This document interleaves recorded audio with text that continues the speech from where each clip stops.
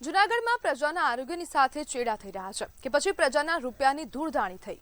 આ સવાલ આજે એટલા માટે ઉઠી રહ્યો છે કારણ કે ખાદ્ય પદાર્થોમાં ભેળસેળ રોકવા માટે કરોડો રૂપિયાના ખર્ચે બનાવાયેલી ફૂડ ટેસ્ટિંગ લેબોરેટરી આજે માત્ર શોપીસ બની ગઈ છે।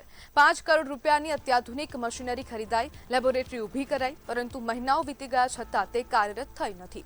જૂનાગઢમાં આજે પણ દૂધ, માવો, તેલ અને અન્ય ખાદ્ય પદાર્થોના સેમ્પલ ટેસ્ટિંગ માટે વડોદરા મોકલવામાં આવે છે, એટલે કે કરોડો રૂપિયા ખર્ચાયા છતાં પણ સામાન્ય નાગરિકને તેનો કોઈ લાભ મળતો નથી। બીજી તરફ શહેરમાં ભેળસેળનો ધંધો બેફામ ચાલી રહ્યો હોવાના આક્ષેપો પણ થઈ રહ્યા છે।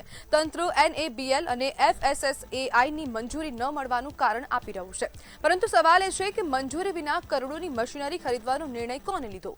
જો સ્ટાફ જ તૈયાર નહોતો તો લેબ બનાવવાની ઉતાવળ શા માટે કરવામાં આવી? છેલ્લા 1 વર્ષથી સાધનો ધૂળ ખાઈ રહ્યા છે અને જવાબદારો મૌન છે। આખરે જનતાના ટેક્સના કરોડો રૂપિયા બરબાદ કરવા માટે જવાબદાર કોણ? હવે માત્ર સ્પષ્ટતા નહીં પરંતુ જવાબદારો સામે કડક કાર્યવાહી જરૂરી બની ગઈ છે અને હવે જૂનાગઢની જનતા પણ ક્યાંક ને ક્યાંક હવે જે જવાબદારો છે તેમની સામે માંગણી કરી રહી છે કે તેમની સામે કાયદેસરની કાર્યવાહી કરવામાં આવે, તેમને દંડ ફટકારવામાં આવે તેવા પ્રકારની માંગણી જૂનાગઢની જનતા કરી રહી છે। અનેક જે ખાસ કરીને FSSAI અને NABL ની મંજૂરી નથી મળી છતાં પણ ટેસ્ટિંગ કામગીરી થશે તેવું કહેવામાં આવી રહ્યું છે। હવે આ બંને જે સંસ્થા છે તેમના દ્વારા તેમને મંજૂરી આપશે તે બાદ જ આ લેબ કાર્યરત થશે તેવા પ્રકારનું કહેવામાં આવી રહ્યું છે। અને આજ બધે આપણી સાથે ચર્ચા કરવા માટે જૂનાગઢ મનપાના વિપક્ષ નેતા લલિત પરસાણા જોડાઈ ગયા છે। લલિતભાઈ, 5 કરોડની લેબ શોપીસ સમાન થઈ ગઈ છે, શું કહેશો? લલિતભાઈ, આપનો અવાજ નથી આવતો। જી આવ્યો। જી નમસ્કાર, લલિત પરસાણા। જૂનાગઢ મહાનગરપાલિકામાં આપણે જોઈએ કે ઘણા સમયથી લાખો રૂપિયાના, કરોડો રૂપિયાના ખર્ચે આપણે જોઈએ કે 5 કરોડ રૂપિયાના ખર્ચે જે મેડિકલ સાધનો છે એ વસાવવામાં આવ્યા હતા અને એમાં જે ફૂડ ટેસ્ટિંગ લેબોરેટરી હોય તેમના માટે આ જે સાધનો છે એ વસાવવામાં આવ્યા હતા અને જે જૂનાગઢ શહેરની જનતા છે એમની પાસેથી તમામ જગ્યાએથી આ જે ફૂડ સેમ્પલ લઈ અને લોકોના આરોગ્ય માટે આ ફૂડ ટેસ્ટિંગ લેબોરેટરી બનાવવામાં આવી હતી, પરંતુ છેલ્લા 1 વર્ષથી આપણે જોઈએ કે તમામ જે સાધનો છે ધૂળ ખાઈ રહ્યા છે।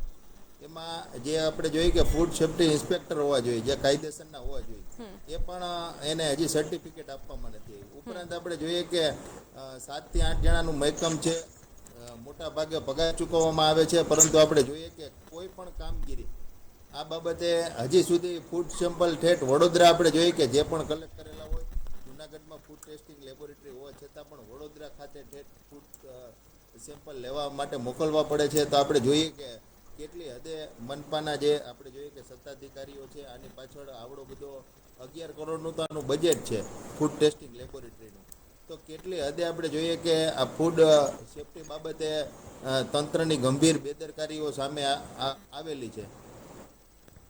જી બિલકુલ લલિતભાઈ, જોડાવા બદલ આપનો આભાર।